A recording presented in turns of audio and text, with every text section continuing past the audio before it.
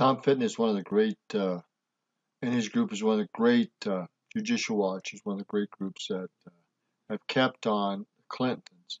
And his years since before 2007 and 8 and beyond, the litigation is unreal, but this is some of the money she has made with her abuse of power and overseas contributions. Process was being implemented.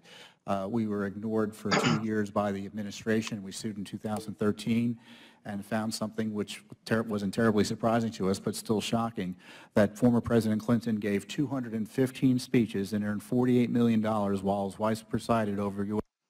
48 million, 240 speeches and 48 million or whatever it is. Holy crap. You can't tell me that's all legit. U.S. foreign policy. Not one of those speeches was deemed a conflict of interest. That also included a consultancy with the controversial Clinton Foundation advisor Doug Band, who ran something called the Teneo Group. So these corporations and these groups, this money deal is still illegal. And this is all coming out. It's just a matter of time. Fortunately, they've been stalling and putting this off because they know it's illegal. DOJ, FBI, and other groups are deeply involved in these illegal activities. And maybe even clear up to the Supreme Court. Consultancy ended after Teneo was caught up in a failed investment firm known as MF Global.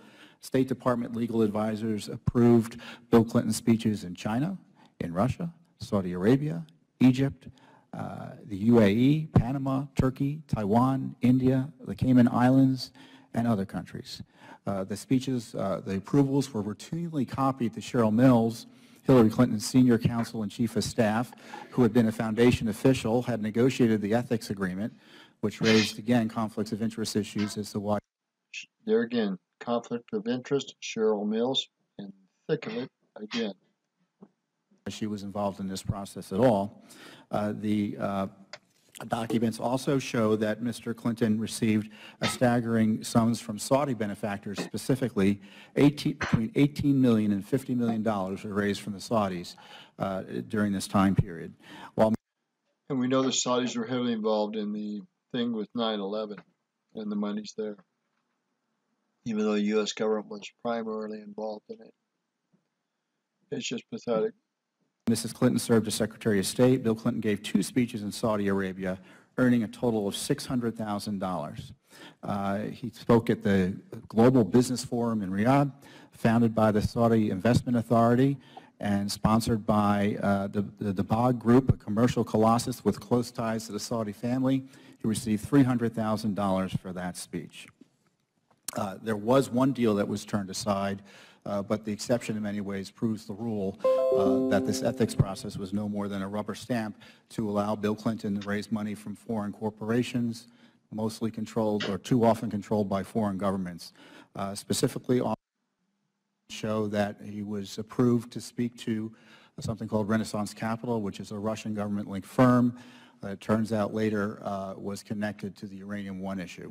Again, approved without comment by the so-called ethics process on. What ethics process? This is just a total rubber stamp con deal. In the State Department. And then we found the Clinton email server. Judicial Watch litigation, to sum up, found the Clinton email server. Our Freedom of Information Act requests and lawsuits forced the State Department to admit they had all these emails they weren't telling anyone about. And also, another employee of the State Department who was participating in this server was Yuma Abedin, who, according to testimony she gave to Judicial. Again, this is the conflict of interest and illegal. Judicial Watch needed it to conduct the Clinton's personal and family business.